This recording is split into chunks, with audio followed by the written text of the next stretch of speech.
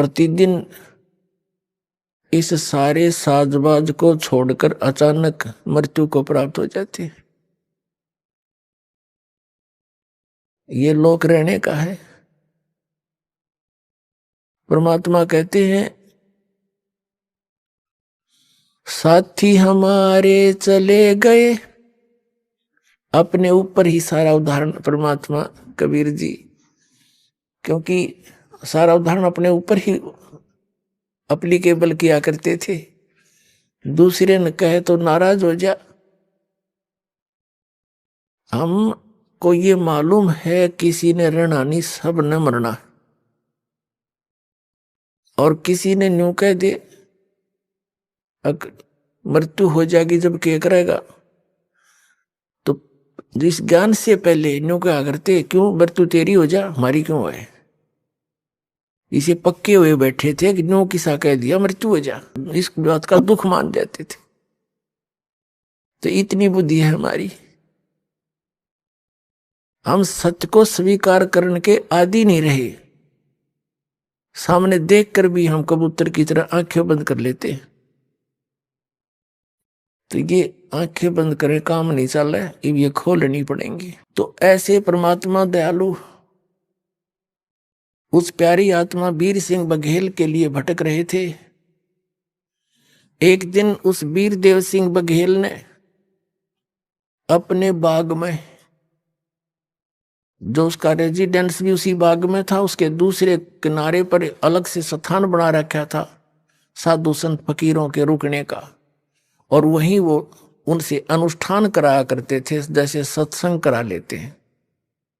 10-20 भगत संत बुला कर सत्संग कराते थे, जैसे पहले बगैर ज्ञान के सभी ऐसे लकीर पीट रहे थे। ऐसे उसने सत्संग का जो समय निर्धारित कर रखा था, साधु संत आगे वहां सत्संग कर रहे थे, श्रोता बैठे थे। क्योंकि राजा सत्संग करावता आम आदमी चला जाता है वहां पर, बहुत से श्रोता भी बैठे थे। और ये राजा लोग केवल एक फॉर्मेलिटी करते हैं, जैसे बुला लेंगे किसी ने, भाई हमारे पाठ कर दिए, और वो पाठ कर दिया, पंडित जी बैठ के एक अलग से कमरे में, राजा लोग सैर सपट्टे को घूमते रहते हैं, वो करें जाओ पाठ। ऐसे वो सत्संग करा रहे थे, वो सत्संग कर रहे थे, राजा अपने महल में विश्राम कर रहा था। अब परमात्मा कबीर जी पहुंचे वहां पर, एक सिंपल से वेश में, भगत के वेश में। तो वो संत कैसे हैं, लाल पीले कपड़े पहन रहे होते, माला मूला डाल रखे होती, तिलक विलक लगा रखे होते हैं, वो संत वेशभूषा मानी जाती थी। तो वो संत बैठे, अलग आसन दे रखा, जो सत्संग करने आ रहे थे। श्रोता अलग बैठे थे, परमात्मा उन श्रोताओं में बैठ गए, एक दास की तरह, श्रोता की तरह। उन्होंने सत्संग फरमाया, श्री विष्णु जी की महिमा गाई, श्री कृष्ण जी की, श्री राम की।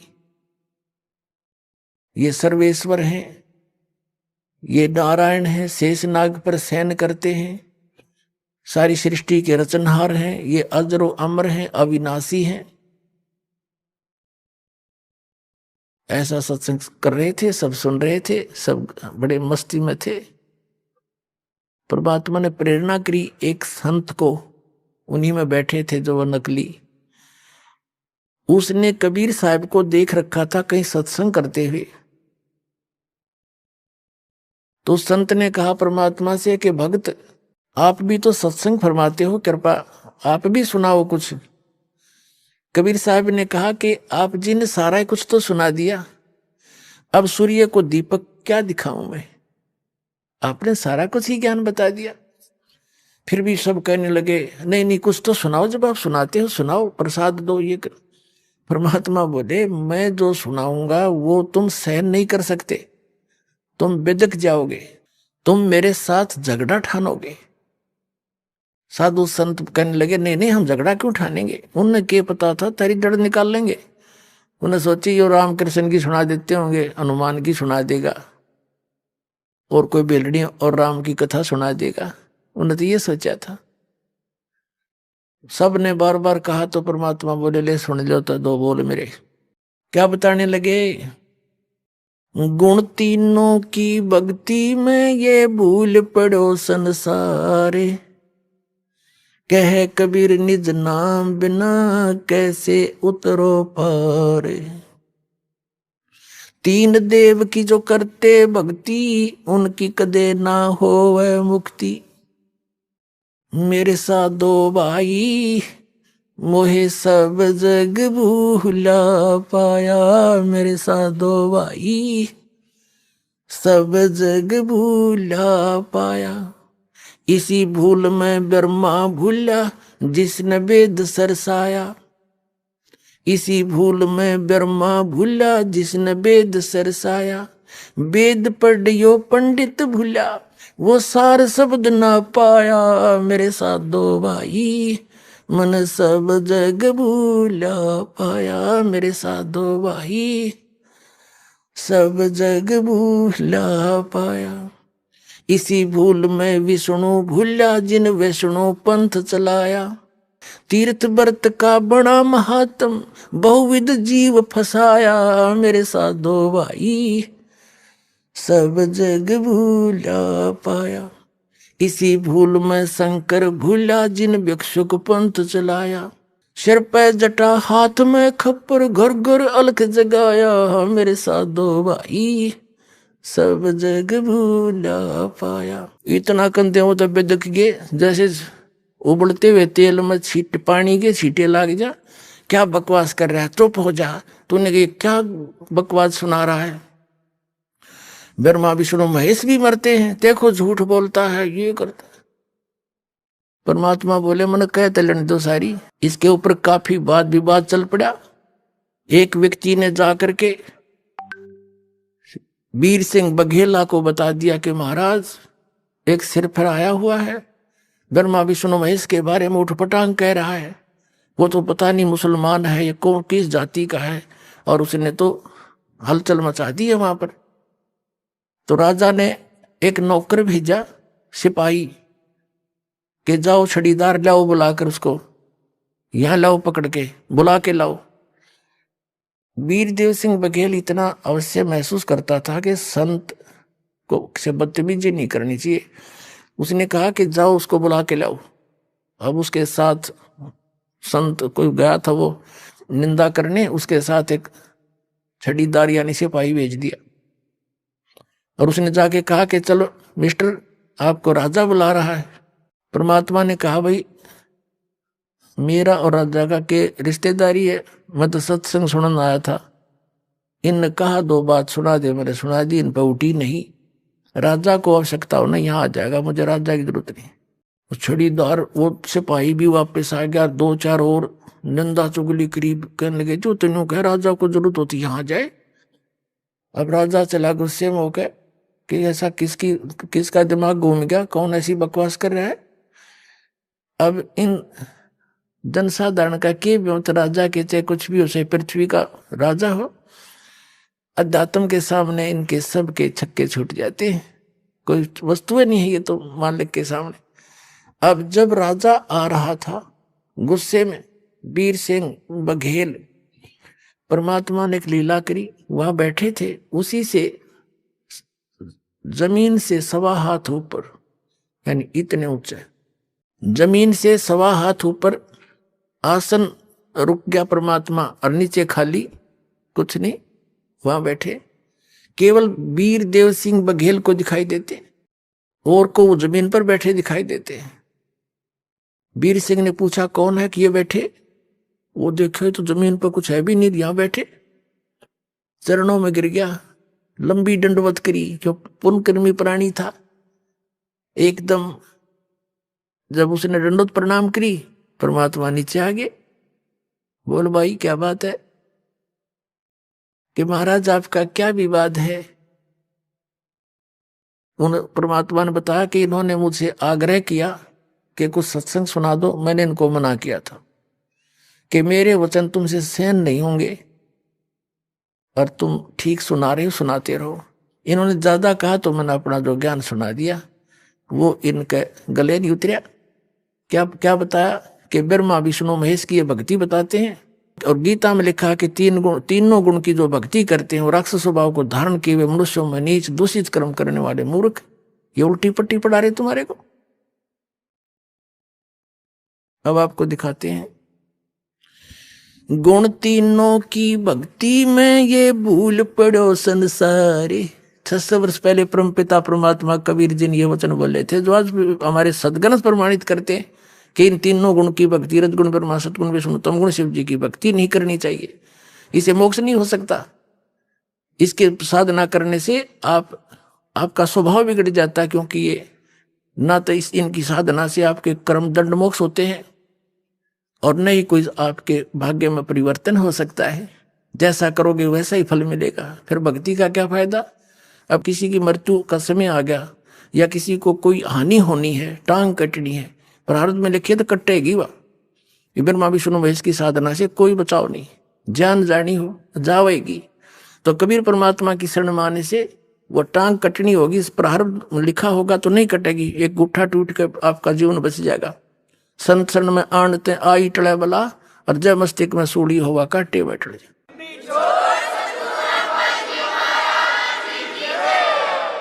अब आपको दिखाते हैं परमात्मा ने क्या कहा था। गुण तीनों की भक्ति में ये भूल पड़ो संसार, कह कबीर निज नाम बिना। वास्तविक भक्ति साधन मंत्र बिना कैसे उतरोगे तुम पार। तीन देव की जो करते हैं भक्ति, उनकी कदे ना हो है मुक्ति। ये देखिएगा श्रीमद् भगवत गीता, गीता प्रेस गोरखपुर से प्रकाशित है। जयदयाल गोविंद का इसके अनुवादक है। अध्याय नंबर 7 के श्लोक नंबर 7वां अध्याय 7वां अध्याय, इसमें प्रथम मंत्र हम पढ़ते। इसमें क्या बताया है 7वें अध्याय का गीता जी में कि हे पार्थ, अनन्य प्रेम से मुझ में आसक्तित तथा अनन्य भाव से मेरे प्राण होकर योग में लगा हुआ, योग माने साधना में, जिस प्रकार से संपूर्ण समग्रम यानी संपूर्ण तय संपूर्ण रूप से, इसका अर्थ है समग्रम माने संपूर्ण पूर्ण रूप से मुझको संशय रहित जानेगा, उसको सुन, वो ज्ञान बताता हूं। अध्याय नंबर 7 के श्लोक नंबर 2 में क्या बताया है कि मैं तेरे लिए इस विज्ञान सहित तत्व ज्ञान को पूर्णतः कहूंगा, जिसको जानकर संसार में फिर कुछ भी जानने योग्य शेष नहीं रह जाता। अब क्या कह रहा है कि ऐसा ज्ञान बता दूंगा, इसको सुनने के बाद फिर कुछ भी जानना शेष नहीं रहेगा। अब हम इसके 12वें श्लोक पर आते हैं। अध्याय नंबर 7 के अध्याय नंबर 7 का और श्लोक नंबर ये 12, यहां से इसमें लिखा है,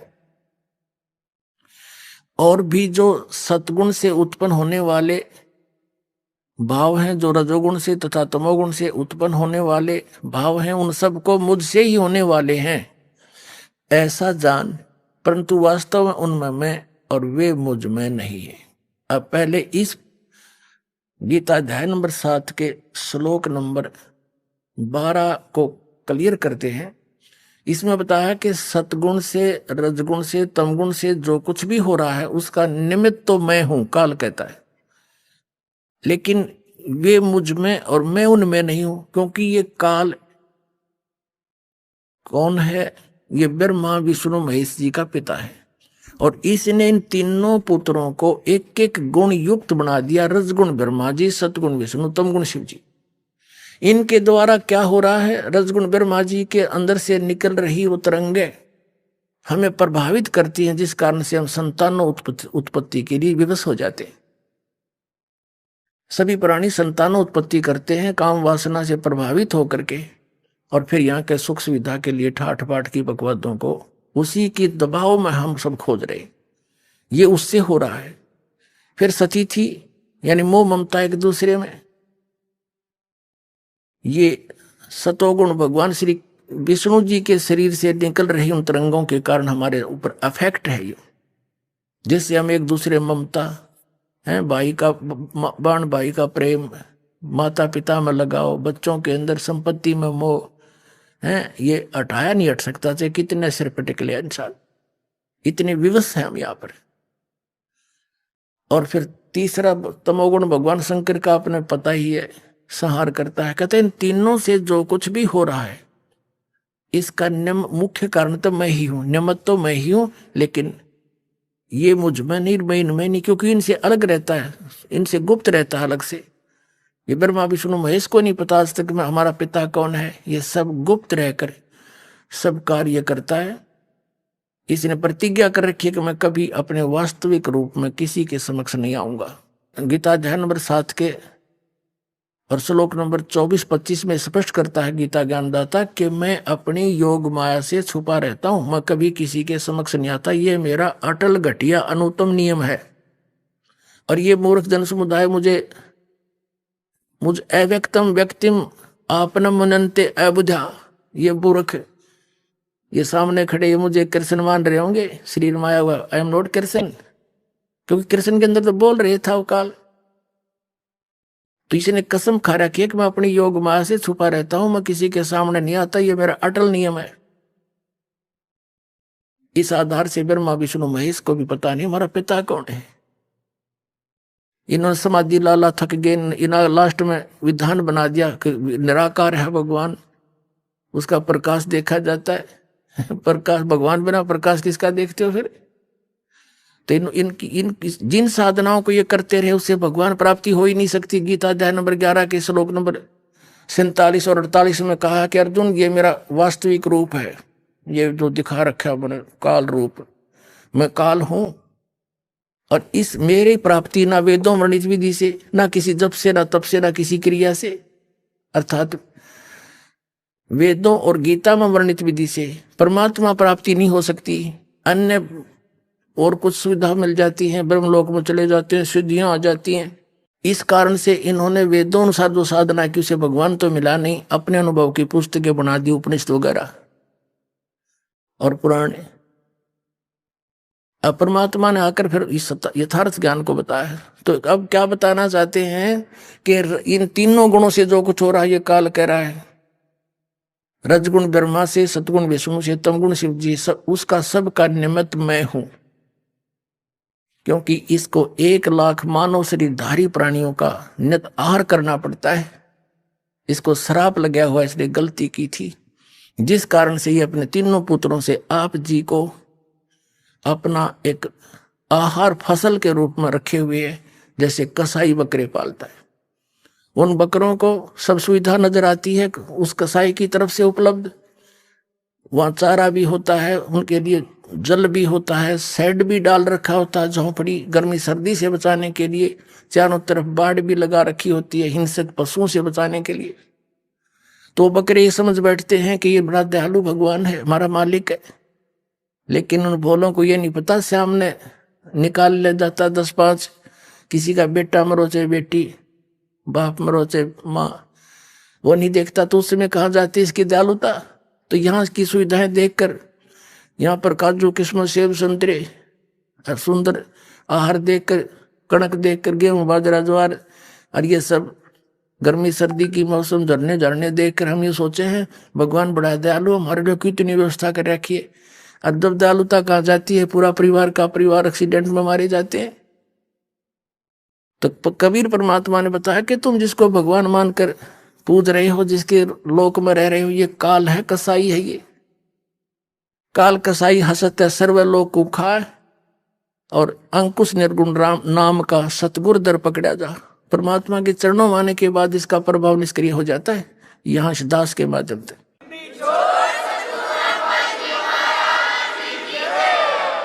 अब हम फिर आते हैं उस पवित्र श्रीमद् भगवद गीता को समझते हैं। 7वें अध्याय के 12वें श्लोक में देखिएगा। अब हमने श्रीमद् भगवद गीता ले ली है, वो सदग्रंथ रख दिए हैं। अध्याय नंबर 7 का और श्लोक नंबर 12 अब बहुत आसानी से समझ में आओगा। और भी जो सतोगुण से उत्पन्न होने वाले भाव हैं यानी सतिथि, और जो रजोगुण से यानी उत्पत्ति, और तमोगुण से संहार होने वाले भाव हैं, जो क्रियाएं हैं, उन सब को मुझ से ही होने वाले ऐसा जान। क्योंकि निमित्त यही है उसका, परंतु वास्तव में उनमें मैं और वे मुझ में नहीं है। यानी ये ब्रह्म जो है श्री कृष्ण में बोल रहा है, ये काल श्री कृष्ण में बोल रहा है। ब्रह्मा विष्णु महेश का पिता और विष्णु ही श्री कृष्ण थे, अपने पुत्र श्री कृष्ण में आकर ये बोल रहा है और गीता का ज्ञान दे रहा है। अब क्या बता रहा है अर्जुन को, देखिएगा। अब हम 7वें अध्याय का 13वां श्लोक पढ़ेंगे। गुणों के कार्य रूप सात्विक, राजस और तामस, इन तीनों प्रकार के भावों से ये सारा संसार प्राणी समुदाय मोहित हो रहा है। इन तीनों गुणों से परे यानी रजगुण ब्रह्मा, सतगुण विष्णु, तमगुण शिव जी से परे मुझ अविनाशी को नहीं जानता, मुझ ब्रह्म को ये नहीं जानते, कोई नहीं जानता। आगे देखो, अब 7वें अध्याय का हम 14वां श्लोक पढ़ रहे, 13वां 12वां पढ़ लिया। क्योंकि यह अलौकिक अर्थात अति अद्भुत त्रिगुणमयी मेरी माया, रजगुण ब्रह्मा, सदगुण विष्णु, तमगुण शिव जी द्वारा फैलाया गया जाल, ये बड़ी दुस्तर है, खतरनाक है। जो पुरुष केवल मुझ को निरंतर भजते हैं यानी ब्रह्म साधना करते हैं, वे इस माया को यानी ब्रह्मा विष्णु महेश से ऊपर उठ जाते हैं। इनसे मिलने वाले लाभ यानी रजगुण ब्रह्मा, सतगुण विष्णु, तमगुण शिव जी की साधना से जो लाभ मिलना है उससे अधिक लाभ ब्रह्म साधना से मिलना है, वो ब्रह्म लोक में चला जाता है। और विष्णु का उपासक विष्णु लोक में, शिव जी का उपासक शिव जी के लोक में, ब्रह्मा जी का उपासक ब्रह्मा जी के लोक में, दुर्गा जी का उपासक दुर्गा जी के लोक में, वहां जाके इनके मजदूर बनते हैं। थोड़े दिन देवपद, फिर 84 लाख योनि में तुरंत ही आ जाते। तो ये कहता है कि इनसे अधिक मेरा लाभ है मेरी भक्ति का, ये इन्हीं में उलझे पड़े। तीन त्रिगुण में माया बड़ी दुस्तर है, और जो इनसे हटकर मेरी साधना करता है ब्रह्म की, वो इनसे ऊपर उठ जाता है, उलंघ जाता है। फिर ये साधना नहीं करता, वो केवल ब्रह्म साधना करता है, ब्रह्मा विष्णु महेश की साधना नहीं करता। देखिए श्रीमद् भगवत गीता अध्याय नंबर 7 का श्लोक नंबर 14। क्योंकि यह अलौकिक अति अद्भुत त्रिगुणमयी मेरी माया, रजगुण ब्रह्मा, सतगुण विष्णु, तमगुण शिव जी बड़ा दुस्तर है, खतरनाक है। यानी इन पर आधारित व्यक्ति इन्हीं के जाल में फंसे रह जाते हैं, इन्हीं की साधना। जो पुरुष मुझ को यानी गीता ज्ञान दाता को भजते हैं, वे इस माया का उल्लंघन कर जाते हैं। और आगे देख 15वें में क्या कहा है, 7वें अध्याय के, माया के द्वारा रजगुण ब्रह्मा, सतगुण विष्णु, तमगुण शिव जी से मिलने वाले इस अक्षीणिक लाभ पर जो आश्रित हुए बैठे हैं, उनका ज्ञान हरा जा चुका है। यानी जो श्री ब्रह्मा, श्री विष्णु, श्री शिव जी यानी ब्रह्मा की पूजा करते हैं विशेषकर, और इनकी जो इन्हीं पर आश्रित हैं और किसी की सुनते, इनकी बुद्धि हरी जा चुकी है, ये आगे सुनना पसंद नहीं करते, इनका ज्ञान हरा जा चुका है। देखिएगा, माया के द्वारा जिनका ज्ञान हरा जा चुका है, असुर स्वभाव को धारण किए हुए मनुष्यों में नीच और दूषित कर्म करने वाले मूर्ख मूढ़ लोग मुझे नहीं भजते, मुझको नहीं भजते। अब गीता ज्ञान दाता ब्रह्म है, श्री कृष्ण में प्रवेश करके बोल रहा है, इनका पिता है। ये कह रहा है कि ये जो केवल ब्रह्मा विष्णु महेश तक सीमित हो गया, आगे किसी की सुनने तैयार नहीं, ये राक्षस स्वभाव को धारण किए मनुष्यों में नीच दूषित कर्म करने वाले मूर्ख मेरी भक्ति भी ना करते। जब परमात्मा उनको सुनाने लगे, गुण तीनों की भक्ति में ये भूल पड़ो संसारे, कह कबीर निज नाम बिना कैसे उतरो पारे। तीन देव की जो करते भक्ति, उनकी कदे ना होवे मुक्ति। परमात्मा ने 600 वर्ष बोले थे ये कोड वर्ड, तीन गुणों की भक्ति के समझे संसार। तीन गुण कौन है? इस दास ने प्रमाणित किया परमात्मा के एक वचन को सिद्ध करने के लिए इतने कुछ ढेर सारे प्रमाण बताने पड़े कि रजगुण ब्रह्मा, सतगुण विष्णु, तमगुण शिव जी है। और इन तीनों की भक्ति में इनसे आगे कोई सुनना नहीं चाहते, इन्हीं पर जिन आश्रित हो गए, जिनका ज्ञान हरा जा चुका है, राक्षस स्वभाव को धारण किए हुए मनुष्यों में नीच दूषित कर्म करने वाले मूर्ख। ये गीता ज्ञान दाता कहता है मेरी भक्ति भी ना करते।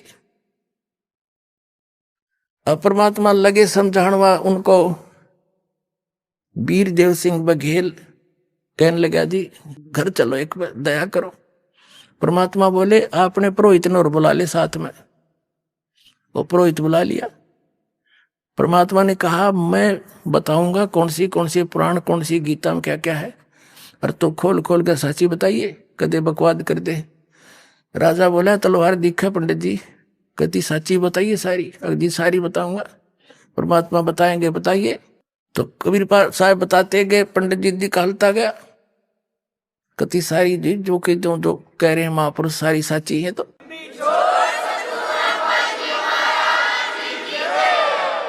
वीरदेव सिंह बघेल ने कहा कि हे भगवान, ये तीनों गुणों के उपासक, राक्षस स्वभाव को धारण किए मनुष्यों में नीच दूषित कर्म करने वाले मूर्ख, ये ऐसे किस आधार से कहा? कृपा कुछ समझाइए मुझ दास को। एकदम नम्र हो गया वो। कबीर परमेश्वर ने बताया कि जैसे हिरण्यकशिपु ने रजगुण ब्रह्मा की पूजा की थी, साधना की थी, और क्या कहलाया वो? अपने पुत्र का शत्रु हो गया, राक्षस कहलाया, कुत्ते वाली मौत मारा गया। वीरदेव सिंह बघेल एकदम स्तब्ध रह गए कि बिल्कुल। कबीर साहब कहते हैं ब्राह्मण को आवे, वेदों को पढ़े, ज्ञान सुना और भक्ति करे, और कर्म कसाई जैसे ब्राह्मण बाणा कर्म कसाई, हिरणा कुछ छाती तोड़वाई। यानी हिरण्यकशिपु ने फिर छाती तोड़वाई, नरसिंह ने मारा, वो पटक के पाड़ के गिर दिया। तो ये राक्षस स्वभाव को धारण किए मनुष्यों में नीच है। बता, भगवान का विरोधी बन गया, विष्णु जी से विरोध, और ब्रह्मा की साधना कर बैठा, पर पाकर सिद्धि हल्दी की गांठ पंसारी बन गया, मैं भगवान हो गया। इसे बुद्धि भ्रष्ट और क्या होगा जी? जो कहता मैं भगवान हूं। तमोगुण शिव की भक्ति करी थी रावण ने, और ब्राह्मण होके के कर्म कर डाले। अपनी ही माता को, सीता को अपहरण कर लाया, पत्नी बनाने की चेष्टा करने लगा, और कुत्ते वाली मौत मरा। महामृत्युंजय, कालंजय, अविनाशी, सर्वेश्वर, महाकाल कहे जाने वाले शिव जी की आज हिंदू समाज में बहुत ही श्रद्धा से पूजा अर्चना की जाती है। लोग उन्हें सर्वश्रेष्ठ मानते हैं और ये भी कहते हैं कि उन्होंने मृत्यु पर विजय प्राप्त कर ली है। बहुत सारे संत, महंत और धर्मगुरु भी इसी कथन का समर्थन करते हैं और शिव जी को ही सबसे समर्थ भगवान बताते हैं। परंतु संत रामपाल जी महाराज एकमात्र ऐसे संत हैं जिन्होंने हमारे पवित्र सदग्रंथों में शिव जी की समर्थता के विषय में कई सारे चौंकाने वाले प्रमाण जनता के सामने उजागर किए हैं, जिनकी सच्चाई आज से पहले हमारे सामने नहीं आ पाई। शिव जी की शक्ति और समर्थता का परिचय देती हुई एक सच्ची घटना की वास्तविकता से आज हम आपको रूबरू करवाने वाले हैं। इस हकीकत को जानकर आप भी आश्चर्यचकित हो जाएंगे कि क्या सच में शिव जी ने मृत्यु पर विजय पाली है? क्या वे महामृत्युंजय कहलाने योग्य हैं? इन अनसुलझे प्रश्नों के उत्तर जानिए इस सत्य कथा के माध्यम से, जिसमें शिव जी का सामना उनके ही एक परम भक्त भस्मागिरी से होता है। देखिए सत्य घटना पर आधारित यह 2D एनिमेशन वीडियो। कौन है शिवजी से भी समर्थ? एक बार एक भस्मागिरी नाम का शिवजी का साधक था, जो आगे जाकर भस्मासुर कहलाया। उसने शिवजी के द्वार पर कैलाश पर्वत के सामने शीर्षासन योग मुद्रा में भगवान शिवजी की साधना करनी प्रारंभ कर दी। 12 वर्ष की तपस्या के बाद माता पार्वती जी ने भगवान शिवजी से कहा कि हे स्वामी, आपका ये भक्त 12 वर्ष से आपकी साधना में लीन है। इसका क्या अभीष्ट है? उसे संतुष्ट कीजिए भगवान। अपनी पत्नी पार्वती जी की बात सुनकर भगवान शिव भस्मासुर के पास आए और कहा, उठो भस्मागिरी, मैं तुम्हारी तपस्या से प्रसन्न हूं। बोलो, क्या चाहिए तुम्हें? प्रभु, पहले आप वचनबद्ध होइए, तब मांगूंगा। ठीक है, हो गया वचनबद्ध। बोलो, क्या चाहते हो? भस्मागिरी ने अपनी शीर्षासन योग मुद्रा त्यागी और सीधा खड़ा होकर बोला, भगवान, मुझे आपका ये भस्म कंडा दे दीजिए। भगवान शिवजी के पास एक ऐसा कड़ा था जिसे अगर किसी भी जीव के सिर के ऊपर लाकर भस्म बोल दें तो वो भस्म हो जाता था। भगवान शिव ने विचार किया कि साधु आदमी है और जंगलों में रहता है, तपस्या के दौरान जंगली जानवरों से अपनी रक्षा के लिए मांग रहा होगा। शिवजी वचनबद्ध थे। उन्होंने अपना कड़ा निकालकर भस्मागिरी को दे दिया। ठीक है भस्मगिरी, तथास्तु, लो कड़ा। भस्मागिरी ने भस्म कंडा ले लिया। जैसे ही भस्मागिरी के हाथ में कड़ा आया, वैसे ही भस्मागिरी ने अपने हाव भाव बदल लिए। बोले शिवजी होशियार, आज मैं तुझे मारूंगा और पार्वती को अपनी पत्नी बनाऊंगा। भगवान शिवजी डर गए और अपनी जान बचाने के लिए वहां से भाग निकले। भस्मागिरी भी शिवजी को मारने के लिए उनके पीछे पीछे दौड़ पड़ा। दोनों अपनी पूरी गति से भाग रहे थे। भगवान शिव ने जब देखा कि आज तो मेरी जान जाएगी, तब उन्होंने परमात्मा को याद किया। तब पूर्ण परमेश्वर, सर्व सृष्टि रचनहार कबीर साहिब जी भगवान शिव जी की जान बचाने के लिए आए। कबीर साहिब जी ने माता पार्वती का रूप बनाया और भस्मागिरी के सामने खड़े हो गए और भस्मागिरी को अपनी ओर बुलाया। भस्मागिरी ने सोचा, चलो पहले पार्वती से मिल लेता हूं, शिव तो वैसे भी यहां नहीं आने वाला। कहां भागे जा रहे हो ऋषि जी? रुक जाओ, दो बात कर लो। मेरे लिए तो आपने इतनी तपस्या की है, आप मुझे कुछ नृत्य करके दिखाओ ताकि मैं आपसे प्रसन्न हो जाऊं। नृत्य? अरे मैं तो तपस्वी आदमी हूं, मुझे नृत्य नहीं आता। मैंने कभी भी नृत्य नहीं किया। कोई बात नहीं ऋषि जी, मैं आपको सिखाती हूँ नृत्य कैसे किया जाता है। पार्वती रूप में परमात्मा कबीर साहिब नृत्य सिखाने का नाटक करने लगे। नृत्य सिखाने के दौरान जैसे ही भस्मागिरी का भस्म कंडे वाला हाथ उसके खुद के सिर के ऊपर आया, तभी पार्वती रूप में परमेश्वर ने कहा, भस्म। इतना कहते ही भस्मागिरी वहीं भस्म हो गया और कड़ा तथा राख शेष बची। पार्वती रूप में कबीर परमात्मा ने कड़ा उठाया और विष्णु भगवान का रूप बना लिया। विष्णु भगवान रूप में कबीर परमात्मा कड़ा लेकर शिवजी के आगे कुछ दूरी पर खड़े हो गए। भगवान शिवजी भागे जा रहे थे। विष्णु रूप में कबीर परमात्मा ने पूछा, क्या हुआ भोलेनाथ, कहां भागे जा रहे हो? कोई विपत्ति आ गई क्या? भाग लो विष्णु, भाग लो। एक दुष्ट साधक ने मुझसे मेरा भस्म कड़ा धोखे से ले लिया है और अब मुझे मारने के लिए मेरे पीछे पड़ा है। भोलेनाथ, ये लो तुम्हारा कड़ा। अरे नहीं नहीं, ये वो कड़ा नहीं हो सकता। ये वही कड़ा है, भस्मासुर अब नहीं रहा। ऐसा कैसे हो सकता है? ऐसा क्या किया आपने? मैंने पार्वती रूप बनाकर उससे गंधहथ नृत्य करवाया और जैसे ही उसका खुद का हाथ उसके सिर के ऊपर आया, तभी उसको भस्म कर दिया और ये भस्म कंडा प्राप्त किया। अगर मेरी बात पर विश्वास नहीं हो रहा तो चलो मेरे साथ, उसकी राख दिखा देता हूं आपको। जब भगवान शिव ने भस्मासुर की राख देख ली, तब उन्हें विष्णु रूप में आए कबीर परमात्मा की बातों पर विश्वास हुआ।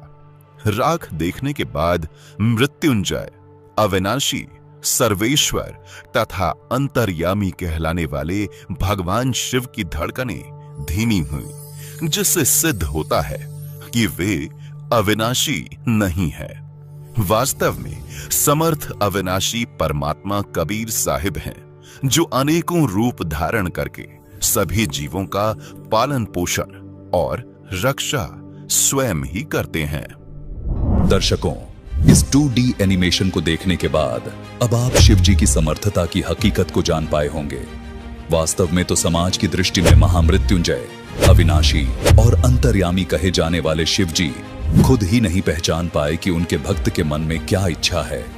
दर्शकों, सच्चाई तो ये है कि शिव जी से भी ऊपर कोई परम शक्ति है, समर्थपूर्ण परमात्मा है जिसने उनकी जीवन रक्षा की।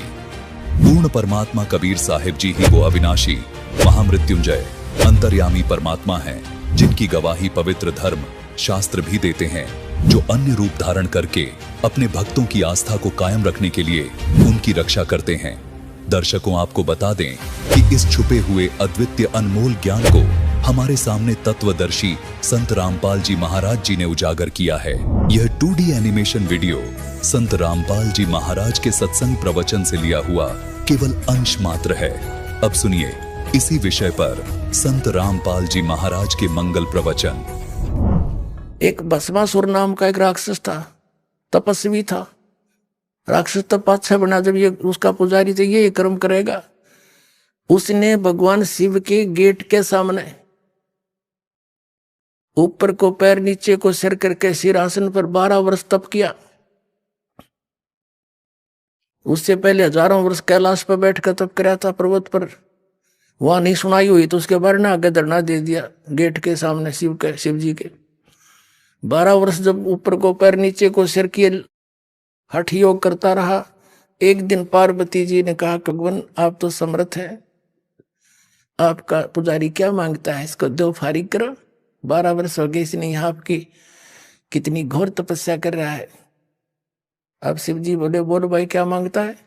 अब भस्मासुर ने कहा, जैसे नहीं, वचनबद्ध हो जाओ प्रभु, तब मांगो। भगवान शिव ने सोचा भाई क्या मांगेगा, एक सिद्धि और मांग लेगा, दे दूंगा। बोल भाई वचनबद्ध हो गया, छोड़ पीछा मेरा। तो वचनबद्ध होते ही खड़ा हो गया और कहने लगा, जी ये भस्म कड़ा दे दो जो आपने पहन रखा है।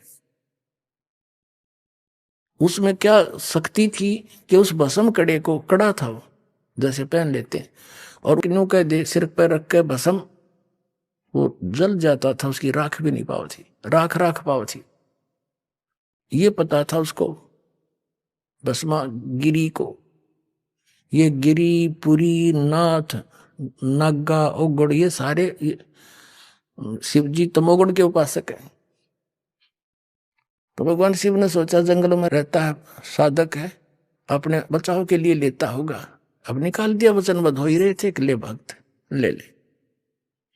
अब जब उसके हाथ में आ गया ना भस्म कड़ा, तब वह त्योर बदल गया और हंसा एक दुष्ट की तरह, हा हा हा, ले शंकर हो ले होशियार, तुझे भस्म करूंगा और पार्वती को पत्नी बनाऊंगा। मैं इसी उद्देश्य से भक्ति कर रहा था। अब कबीर साहब कहते हैं कि माता को घर नहीं ठहराई। ऐसे दुष्ट अपनी माँ को, यानी जिसकी पूजा करे उसकी पत्नी तो माँ के तुल्य होती है, और उस पर नजर बुरी। और तो कहते हैं शिव शंकर से योगी समझ नहीं पाए, योगी को बदलिए बैठा है। तो ये अंतर्यामी भी खाक थे, ये शंकर भगवान के अंतर्यामी थे ये। और इनको मृत्युंजय, कालज, सर्वेश्वर, अजरो अमर है, ये महिमा गाया करते हमारे आचार्य शंकराचार्य, ये नकली गुरु। अगर ये अविनाशी होता तो भस्मागिरी का आगे भागता क्यों। जब भस्मागिरी ने कहा कि बोले होशियार, आ लिया हूं, तुझे मारूंगा, पार्वती को पत्नी बनाऊंगा, भगवान शिव ने खड़ी डांग ठोक दी। फुल स्पीड तो भाग लिया डर के, ताकि तो कसाई आ गया, सचमुच इसने तो आंख बदल गया एकदम। आगे आगे भगवान और पीछे पीछे पुजारी, 10 सपाट पट्या। अब पुण्यात्माओं, वो तो आगे जाके भगवान आए, पूर्ण परमात्मा, पार्वती रूप बनाया और खड़ा हो गए। उनसे कहा कि क्यों भाग रहे, आ जाओ। अब वो थोड़ा निकट थोड़े आएंगे शंकर जी, आओ बैठो यहाँ बात करेंगे। मैं भी आपको बहुत चाह रही थी, अब डट गया, अगले बार बात बढ़ेगी। बस ठीक है शिव जी, ताना नहीं, जब तक मेरे हाथ में कड़ा है, 2 बात कर लूं। पार्वती रूप में भगवान बोले, कुछ डांस करके दिखाओ कि मैं बात बने, यानी कुछ प्रसन्न हूं मैं तेरे से। अब भस्मागिरी कहने लगा, मैं तपस्वी आदमी, मुझे डांस टूंस तो आता नहीं। पार्वती रूप में भगवान बोले, ले मैं सिखाता हूँ तुझे, मैं सिखाती हूँ। इस हाथ को ऐसे कर, इस पैर ना आगे कर, ठू ठू ऐसे कर, ये हाथ और ऊपर कर, और ऊपर कर। जो जिसमें वो ले रहा था ना भस्म कड़ा, उसके सिर पा लिया ना, जब कह दिया भस्म और रिमोट दबा दिया, वो भस्मागिरी की राख होगी, मर गया।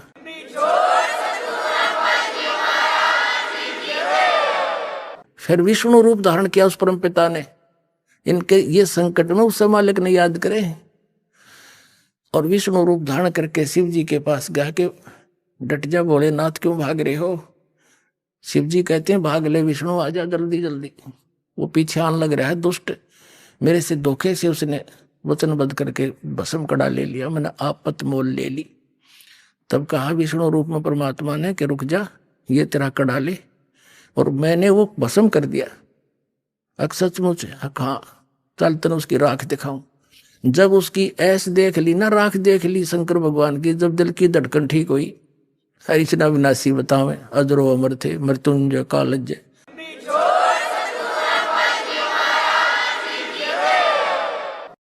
अब पुण्यात्मा इससे दुष्ट और क्या होगा? अपनी माँ को तो पत्नी बनाने की चेष्टा करे और जिसकी पूजा करे उसका दुश्मन बन गया। राक्षस स्वभाव को धारण किए मनुष्यों में नीच दूषित कर्म करने वाले मूर्ख, ये कैटेगरी है इन लोगों की, तीनों गुणों के उपासकों की। अब रह गए विष्णु जी के उपासक, सतगुण विष्णु के। एक बार जैसे परमात्मा कहते हैं पर भी लेन जात है दुनिया, हमरा ज्ञान किने नहीं सुनिया।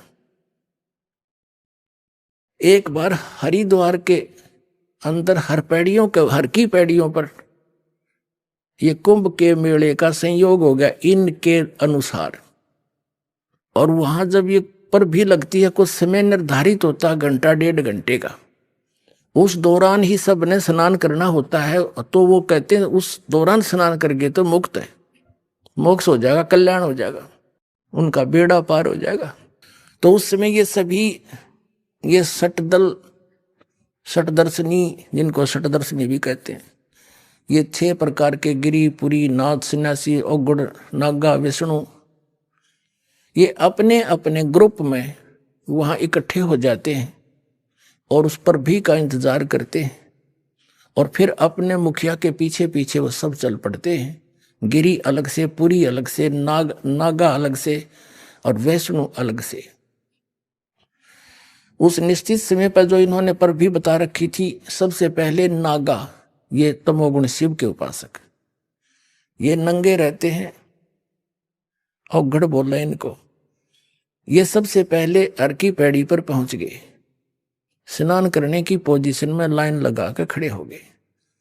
पीछे से आ गए सतोगुण विष्णु जी के उपासक वैष्णु। इन्होंने कहा भी नागाओ, पहले स्नान हम करेंगे, हम सर्वश्रेष्ठ है।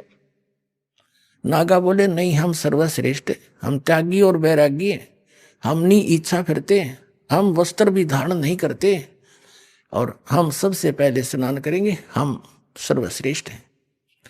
तो विष्णु जी के उपासक कहने लगे तुम काहे के श्रेष्ठ हो?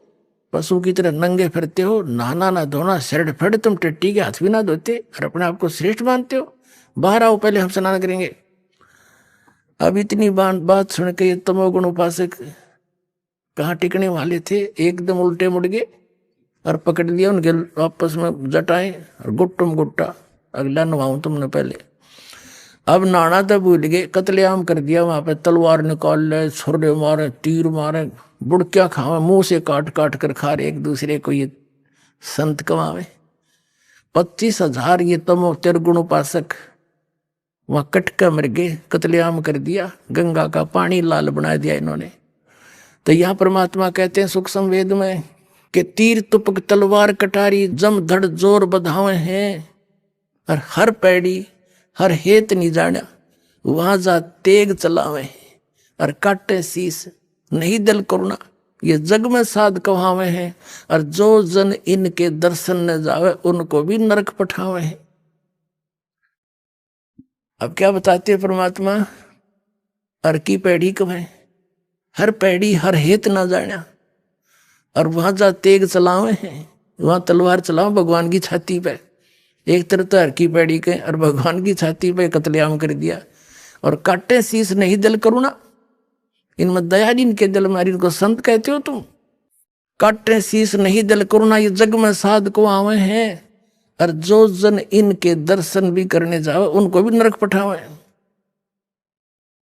नरक कैसे पठावे? जैसे हमने देखे हमारे गांव में, आस पास के सभी गांव में इन नाथों के डेरे हुआ करते, और जितने भी ये नाथ थे सारे सुल्फा पाड़, सुल्फे पीवे, सारे ऐब करें ये हैं, बांग ये पीवे। अब गांव में दुखी व्यक्ति संत के पास भेजते हैं, जैसे कोई माई अपने बेटे ने भेज देती, बेटा साधु बा पूछ का भैंस ने दूध ना दिया, हर ये जाते नहीं, बैठ जा बच्चा, ले मार सुट्टा एक भर के सुल्फे की, चले उसने दे दिला, सलगा इसने मैं कुछ जंतर मंतर करूं। यानी उसको आदि कर लेते हैं ताकि ये भी इसमें लीन हो जाए नशे में, और फिर घर से कुछ लावा चुरा चुरा के हमारा काम चले। तो गांव गांव में ये बैठे कहते जो जन इनके दर्शन न जाओ उनको भी नरक पठावे, उनको भी ये विद्या सिखाएंगे ये। तो इस बात ने सुनकर वीर देव सिंह बघेल चरणों में गिर गया और बुरी तरह रोए, हे भगवान मेरी ताक खोल दिया आपने।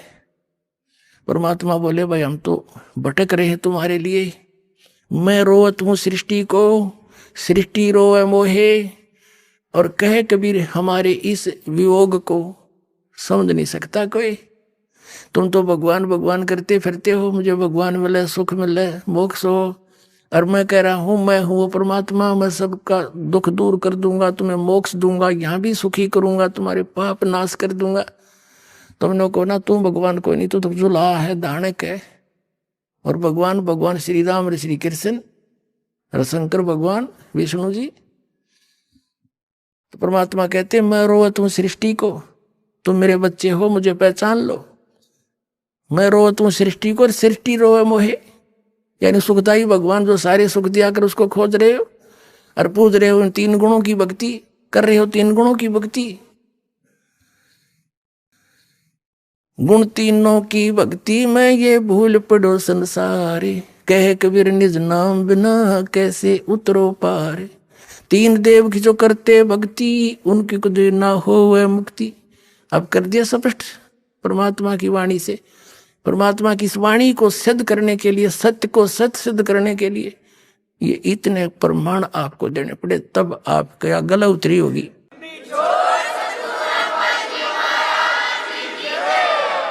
तो यही प्रोसीजर है पूरे कंप्लीट कोर्स का जो दास आज आपको देता है, वो गॉड गिवन कबीर साहब का दिया हुआ। कल्याण करवा लो, समय है। अभी आपने सुने संत रामपाल जी महाराज के मंगल प्रवचन। आइए अब सुनते हैं संत रामपाल जी महाराज जी से नाम दीक्षा लेकर सतभक्ति करके अद्भुत लाभ प्राप्त करने वाले अनुयायियों के विचार। नमस्कार सर। नमस्कार सर जी। सर क्या नाम है आपका? बिशन दास। बिशन दास जी, आप कहाँ के रहने वाले हैं? मध्य प्रदेश MP। बिशन दास जी, संत रामपाल जी महाराज से नाम दीक्षा आपने कब ली? 11 मार्च 2014। सर संत रामपाल जी महाराज से नाम दीक्षा लेने से पहले क्या आप कोई भक्ति साधना भी करते थे? उसके पहले भक्ति नहीं करते थे, विठोबा बाबा के भजन भाव हमारे सियाने बूढ़े करते थे, उस हिसाब से हम करते आए थे। 10-12 साल करा, उसके बाद में करपा से खेत बेच के हम यहाँ बुंडाला है। फिर उस सतपाल महाराज में हमारे जीजा जी जुड़े थे और गाँव वाले भी जुड़े थे, तो उस हिसाब से भजन भाव होते थे। भजन भाव का बहुत शौक़ था मेरे को, तो उनके इसमें मैं जुड़ गया। तो 16-17 साल रहे हम सतपाल पंथ में, मगर उसमें हर महीने पैसे लेते थे। वो देवी देवता की भी भक्ति करते थे। उसमें चर्म रोग और ये बवासीर की बीमारी, कैंसर, कान में फूटना, तो जो ये सारी बीमारी थी, ये सारी भक्ति करने के बाद में इतनी बीमारी थी मेरे को कि सारे शरीर पे चर्म रोग था, खून निकलता भगत जी, काफ़ी खून, डेली जितनी बार लेटरिन जाऊंगा उतनी बार खून निकलता था। उसके बाद में कोई आराम नहीं, इलाज भी कराते थे, जंगली दवा भी कराते थे, पैसे की कमी रहने के कारण ऑपरेशन नहीं करा पाए। कैंसर भी था, तो मैं तम्बाकू, वो लहर निकली थी 50 पैसे में पुड़ी आती थी, उसको इसमें अपने चूना, थोड़ा सा चूना डालता था, तम्बाकू और कुछ थोड़े से सोप और सुपारी ऐसे मल के ये दाढ़ में रखता था भाई जी। दाढ़ भी टूटी है। और फिर उसको वो कुछ दिन के बाद में जब वो खराब होने लगी तो इल्ली भी कान में डलवाई, इल्ली भी निकली कान से, तो फिर उसको ऐसे दबाते थे तो मार निकलता था भगत जी, इसमें पानी निकलता था।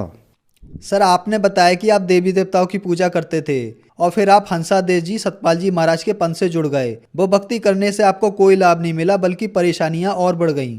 आपने बताया कि आपके पूरे शरीर में चर्म रोग हो गया, आपने बहुत सारी दवाई कराई लेकिन आपको कोई फायदा नहीं हुआ। तंबाकू खाते खाते आपके मुंह में कैंसर हो गया। तो फिर सर संत रामपाल जी महाराज की शरण में आप कैसे आए? ये हमारे गांव में भी जुड़े थे, हमारे जीजा जी भी जुड़े थे। तो 2 साल पहले से फिर हमारे भांजा ने हमको समझाया कि मामा ये रामपाल जी महाराज के पंथ में जुड़ जाओ और इसका ज्ञान ले लो, इसमें बहुत अच्छी भक्ति है, ये भक्ति करो, इसमें सारे रोग भी होंगे। उनका ठीक है, इसमें करके देख लेते, ज्ञान ले लो, इसमें बहुत अच्छी भक्ति है। 11 मार्च 2014 में हम दोनों गए, भक्तमती और मैं, उसको भी बहुत 11 मार्च आते थे रात 14 सपना में हम दोनों, यानी सन 90 से देखता समय सन 90 में शादी हुई हमारी। तो आते थे रात में चमकती थी और बोलती कि मेरे से मुंडी हाथ पैर में दबा रही हमारी। फिर हम दोनों एक साथ में गए बरवाला, संत रामपाल जी महाराज से हमने नाम दीक्षा ली। सर आप बहुत बीमार थे, बहुत परेशान थे, आपके पूरे शरीर में चर्म रोग था और आपको बहुत सारी परेशानियां थी। संत रामपाल जी महाराज के शिष्य ने आपको बताया कि आप संत रामपाल जी महाराज की शरण में जाइए, आपकी सभी परेशानियों का समाधान हो जाएगा। तो क्या संत रामपाल जी महाराज की शरण में आने के बाद आपकी सभी बीमारियां ठीक हुई? चर्म रोग 10-12 साल से ज़्यादा समय से था, तो वो पानी निकलता था भगत जी उसमें, चर्म रोग में, पूरे शरीर पे, हाथ पे, पैर में। और ये जो पैर में इलाज कराता था तो बैतुल में झल्लार वाला डॉक्टर बोलते हैं उसको, पैर में इंजेक्शन देते थे। वो इंजेक्शन से जहाँ दिया वहीं का ठीक होता, बाजू में फिर दूसरी जगह से फुंसी तैयार होती थी, उसमें तो पानी निकलता था भगत जी। ये संत रामपाल जी महाराज की जो ये मंत्र दिए हैं गुरु जी ने, उस मंत्र के जाप करने से ये सारी धीरे धीरे शरीर के पूरे चर्म रोग खत्म होने लगे और मुआद भी निकल रहा था वो खत्म हो गया। हुआ है मेरे को ये दाढ़ में ये तम्बाकू, लहर, चूना, गुटखा सब खाने से ये इसमें कैंसर हो गया था, मतलब मुआद निकलने लग गया था। ऐसे दबाता, गिल्टी आती थी दबाओ तो इसमें से पानी निकलता था। ये बड़े हॉस्पिटल में दिखाता था सर जी, वहाँ पे एक हमारा भांजा लगता था तो हमारा इलाज वो बोल चाल के करवा देते थे, जल्दी काम पे भी आते, तो भी वो आराम नहीं। उसका ये भी था, एक्सरा भी था, मगर ये काफ़ी दिन हो गया। तो ये पेट का भी एक्सरा था और ये इसका भी था, कान का भी था। इसमें तो एक यहाँ से चीरा लगेगा, डॉक्टर ने हॉस्पिटल में बोला था वो।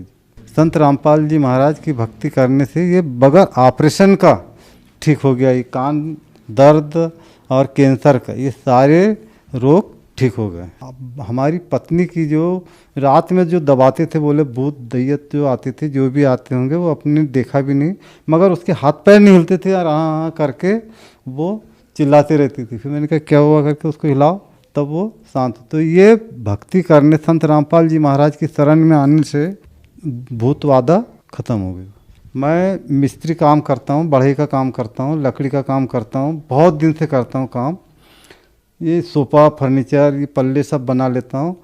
मगर उस दिन पता नहीं कैसे कैसे क्या हुआ, वो मशीन ऐसी उचकी कि उचक के पेट पे लगी। पेट पे लगने के बाद में मैंने यहाँ से हाथ में दबाया, फिर मेरे को हॉस्पिटल में ले गया। फिर मैंने कुछ नहीं, सतनाम का जाप चालू से रखता था मैं। सतनाम का जाप करते पता नहीं संत रामपाल जी महाराज ऐसे मेरे को लेटाए, रात में सपना में मेरे को लिटाया। आप बोले लेटो बेटा, बहुत परेशान हो आप, तो मेरे को लिटाया, आके ऐसे अंडोखा से दबाया भगत सर जी। वो जब उसने दबाया तो मैंने दूसरे दिन देखा कि हाँ ठीक, थोड़ा आराम है। फिर 15 दिन बाद में फिर आया और संत रामपाल जी महाराज ने ऐसे चिमटी में खींचा, सफ़ेद कपड़े में आए बिल्कुल ऐसे यार बैठे और मेरे को लिटा दिया ऐसे हमारे वो नए मकान के कमरे में, और ऐसे चिमटी से खींचा। उस दिन से ये दर्द ख़त्म हो गया, जो कि मैं ये खाना खा के ये कड़ पे सो नहीं सकता था, इतना दर्द होता था भगत, चलने में दौड़ नहीं सकता था। और आज मैं दिन भर मिस्त्री काम करता हूँ सर जी, खाने पीने में कोई दिक्कत नहीं, दर्द नहीं, कोई बात नहीं। कैसे क्या है, 8 टाके लगे और 5 दिन में घाव भर के मेरी छुट्टी हो गई। वहाँ के डॉक्टर लोग बोलते